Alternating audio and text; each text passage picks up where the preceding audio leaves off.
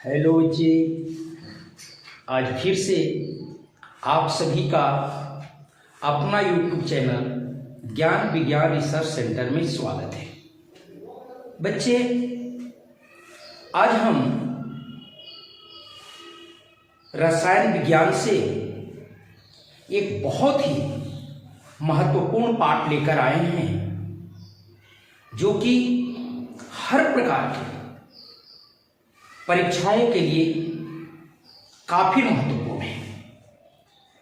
इस पाठ से हर प्रकार की परीक्षाओं में सवाल पूछे जाते हैं।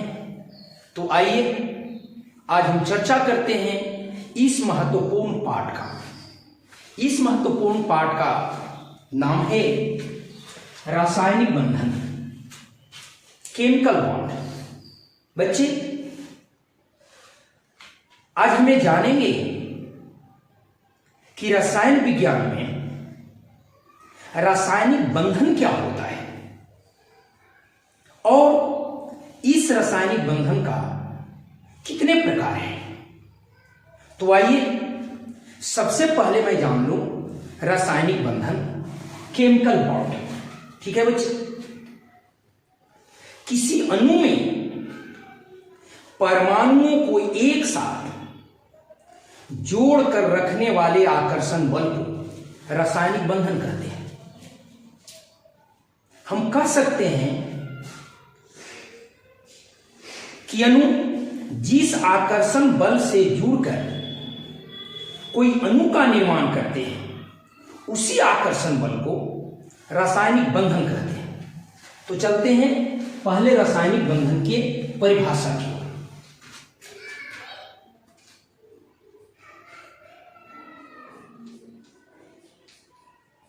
रासायनिक बंधन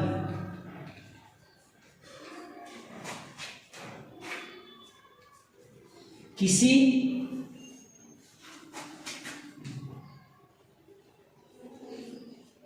अणु में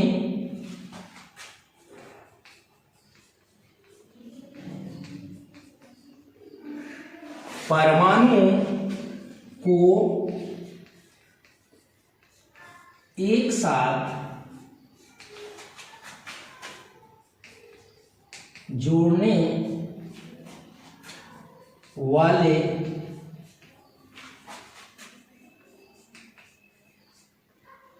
आकर्षण बल को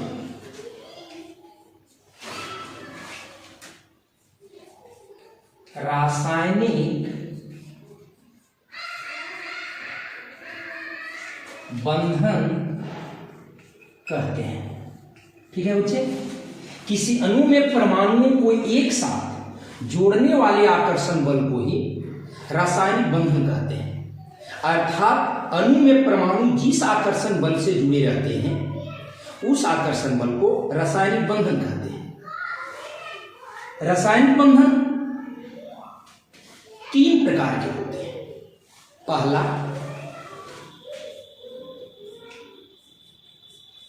सह संयोजक बंधन, जिसको अंग्रेजी में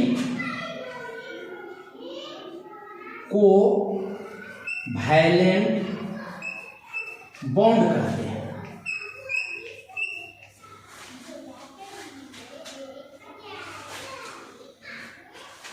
कोवैलेंट सहसंयोजक बंधन का मतलब ही होता है साझा करना। 2 समान परमाणु हो या फिर 2 असमान परमाणु हो, 2 परमाणुओं के बीच इलेक्ट्रॉन की साझेदारी से जो बंधन बनती है बच्चे, उस बंधन को हम लोग कहते हैं सहसंयोजक बंधन। तो हम लिख सकते हैं 2 समान या असमान परमाणुओं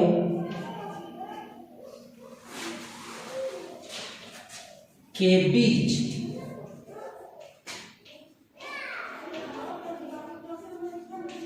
इलेक्ट्रॉन की साझेदारी से बनने वाले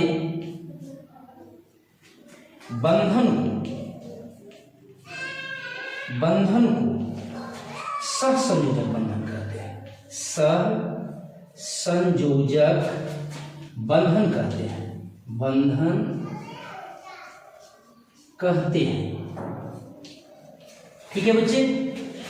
परमाणु समान हो या असमान हो, यदि ये दोनों के बीच इलेक्ट्रॉन की साझेदारी से बंधन बनता है तो उस बंधन को हम लोग कहते हैं सहसंयोजक बंधन। जैसा कि मैंने लिखा, दो समान या असमान परमाणुओं के बीच इलेक्ट्रॉन के साझेदारी से बनने वाले बंधन को सहसंयोजक बंधन कहते हैं। जैसे उदाहरण लेते हैं हाइड्रोजन। तो बच्चे हम देखते हैं कि यह एक हाइड्रोजन का परमाणु, ये हाइड्रोजन का परमाणु, और इसके अंतिम कक्षा में एक इलेक्ट्रॉन और इसके भी अंतिम कक्षा में एक इलेक्ट्रॉन। अपना बंधन बनाने के लिए दोनों हाइड्रोजन के परमाणु आपस में साझा करते हैं। एक इसको दे देता है और यह फिर इससे ले लेता है। एक इलेक्ट्रॉन को दिया, एक इलेक्ट्रॉन को लिया, तो इसके फलस्वरूप दोनों के बीच में एक बंधन बन गया, जिसको हम लोग कहते हैं सिंगल बॉन्ड। एकल सहसंयोजक बंधन भी कह सकते हैं। इसी प्रकार बच्चे अगर हम देखते हैं कि यदि कोई यहां जल की बात की जाए तो इसमें हाइड्रोजन का भी परमाणु है और ऑक्सीजन का भी परमाणु है, मतलब दोनों असमान है। यदि हाइड्रोजन बीच में ऑक्सीजन फिर हाइड्रोजन, तो देखते हैं कि ऑक्सीजन के अंतिम कक्षा में 6 इलेक्ट्रॉन होते हैं। तो मैंने 6 इलेक्ट्रॉन को दर्शा दिया, ठीक है बच्चे। ये 6 इलेक्ट्रॉन हो गए। अब हाइड्रोजन को एक एक इलेक्ट्रॉन होता है, तो एक एक इलेक्ट्रॉन को थोड़ा सा पहचानने के लिए इलेक्ट्रॉन को अलग रूप में चिन्हित किया, ठीक है। अब ये अपना बंधन बनाने के लिए ऑक्सीजन से एक इलेक्ट्रॉन को साझा कर लिया, ले लिया। अब इधर वाले हाइड्रोजन भी एक इलेक्ट्रॉन को ले लिया। अब एक एक इलेक्ट्रॉन को इसको बंधन बनाने के लिए जब ऑक्सीजन एक एक इलेक्ट्रॉन को हाइड्रोजन को दिया था, तो अपना बंधन बनाने के लिए ऑक्सीजन भी हाइड्रोजन से एक एक इलेक्ट्रॉन को लेगा। तो इसका बंधन बनाने के लिए 8 इलेक्ट्रॉन की आवश्यकता होती है बच्चे। तो देखिए 2 गो, 2 4, 2 6 और 2 8 इलेक्ट्रॉन हो गए। इसका मतलब जल में यह जो बंधन बनेगा यह इस प्रकार का बंधन होगा,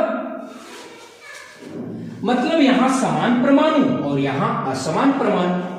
तो इस प्रकार के अगर बंधन बनते हैं तो ऐसे बंधन को हम लोग कहेंगे सहसंयोजक बंधन। तो अब देखते हैं दूसरा में बच्चे वैधुत संयोजक बंधन। वैधुत संयोजक बंधन, जिसको हम लोग कहते हैं इलेक्ट्रो वैलेंट बॉन्ड, ठीक है बच्चे। या इसी का दूसरा नाम है आयनिक बंधन, जिसको हम लोग आयनिक बॉन्ड लिखते हैं, ठीक है बच्चे। तो अब हमें जानेंगे कि यह वैधुत संयोजक बंधन क्या है, ठीक है, या आयनिक बंधन क्या है।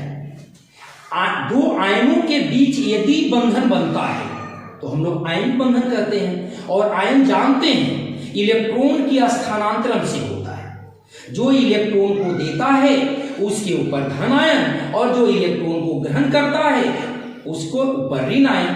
अर्थात दो आयनों के बीच में जो बंधन बनते हैं उस बंधन को बच्चे हम लोग कहते हैं आयनिक बंधन, ठीक है। या ऐसे कह सकता हूं कि धातु और अधातु के बीच इलेक्ट्रॉन की स्थानांतरण से जो बंधन बनता है उस बंधन को वैद्युत संयोजक बंधन कहते हैं। तो लिखेंगे क्या? धातु और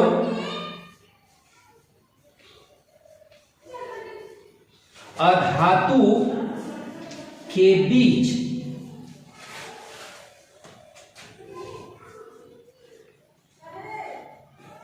इलेक्ट्रॉन के स्थानांतरण से बनने वाले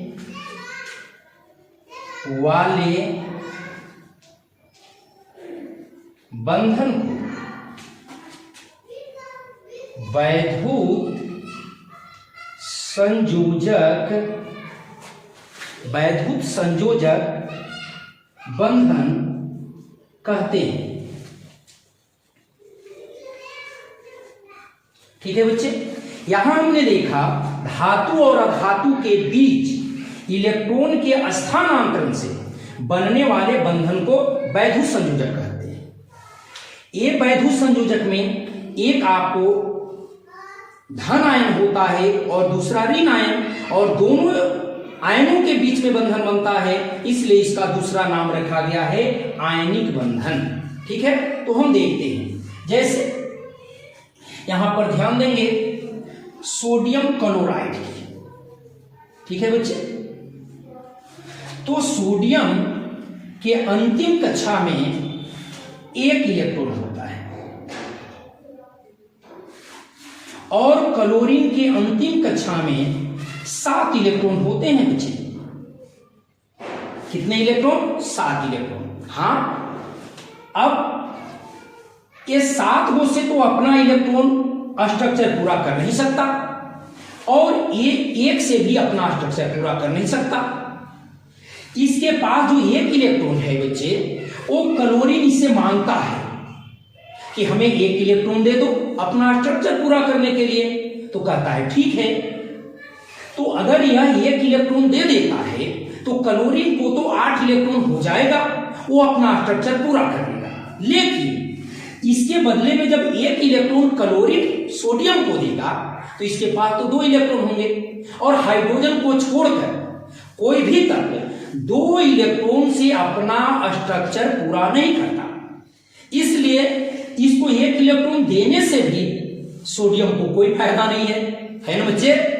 इसलिए सिर्फ यह एक इलेक्ट्रॉन इसको बंधन पूरा करने के लिए, क्लोरीन को बंधन पूरा करने के लिए एक इलेक्ट्रॉन को एक ट्रांसफर कर देता है बच्चे। तो क्या होता है? सोडियम के साथ धन आयन, जो देगा वो धन आयन और जो लेगा वो ऋण आयन। तो यह क्लोरीन के ऊपर हो जाएगा ऋण आयन, और दोनों मिलकर के इसके ऊपर +1 और इसके ऊपर -1, दोनों मिलकर के सोडियम क्लोराइड बना लेंगे। इसलिए ऐसे जो बंधन होते हैं, इलेक्ट्रॉन के स्थानांतरण से जो बंधन बनता है उसको वैद्युत संयोजक बंधन कहते हैं। और पहले हमने पढ़ा कि साझेदारी से जो बंधन बनता है उसको हम लोग सहसंयोजक बंधन कहते हैं।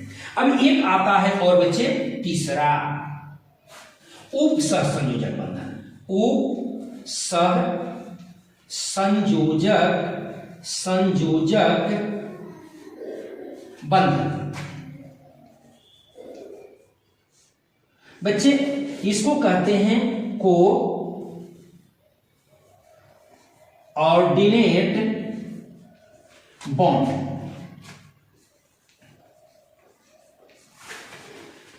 कभी कभी ऐसा देखा जाता है बच्चे कि अगर तत्व साझेदारी कर रहा है या कहीं बंधन बना रहा है तो उसका जोड़े इलेक्ट्रॉन बच जाते हैं। अगर जोड़े इलेक्ट्रॉन से कोई एक बंधन का निर्माण होता है तो उस बंधन को हम लोग कहते हैं उपसहसंयोजक बंधन। मतलब निर्जन जोड़ी इलेक्ट्रॉन की सहायता से बनने वाले बंधन को उपसहसंयोजक बंधन कहते हैं। तो लिखेंगे निर्जन जोड़ी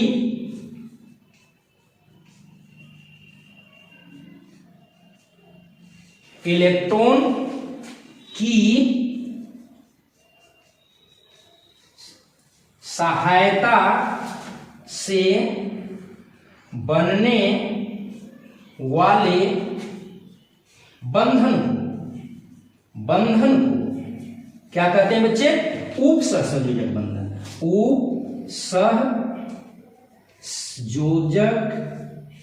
उपसहसंयोजक बंधन कहते हैं। ठीक है बच्चे, जैसे हम देखेंगे सल्फर डाइऑक्साइड गंधक एगो है और ऑक्सीजन दूगो है। यदि हम ऑक्सीजन को गंधक के दोनों तरफ लिख दें तो ऑक्सीजन के अंतिम कक्षा में बच्चे आपने जाना है 6 इलेक्ट्रॉन होते हैं। ठीक है, 6 इलेक्ट्रॉन को हमने लिख दिया और गंधक के भी अंतिम कक्षा में 6 इलेक्ट्रॉन होते हैं। अतः हमने 6 इलेक्ट्रॉन को इसको दर्शा दिया। इसको पहचान के लिए हम इलेक्ट्रॉन को इस रूप में लिख देते हैं ताकि ये पता चल जाए कि ये गंधक का इलेक्ट्रॉन है। ठीक है बच्चे, और इसी प्रकार से ऑक्सीजन का भी अंतिम कक्षा में 6 इलेक्ट्रॉन, ऑक्सीजन के अंतिम कक्षा में 6 इलेक्ट्रॉन और गंधक के भी अंतिम कक्षा में 6 इलेक्ट्रॉन। अब ये ऑक्सीजन गंधक से जब बंधन बनाता है तो 2 इलेक्ट्रॉन को लेता है। ठीक है बच्चे, तो इसका स्ट्रक्चर पूरा हो गया। 8 इलेक्ट्रॉन से 2, 2 4, 2 6, 2 8। अब ये गंधक इससे 2 इलेक्ट्रॉन अपना लेगा तो इसको भी स्ट्रक्चर पूरा करने के लिए ये यहां पर देखें, यह भी 8 इलेक्ट्रॉन होगा।